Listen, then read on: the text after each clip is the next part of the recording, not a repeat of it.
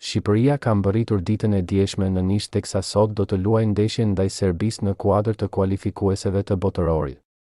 Serbët kanë marrë masa të shumta për të pasur një ndeshje me qetësi teksa nuk kanë munguar as problemet siç ishte vendosja e flamurit shqiptar në stadium apo edhe pretendimet se shqiptarët kanë tentuar të shesin flamuj e fanella pavarësisht se në Serbi nuk do të ketë tifoz shqiptar.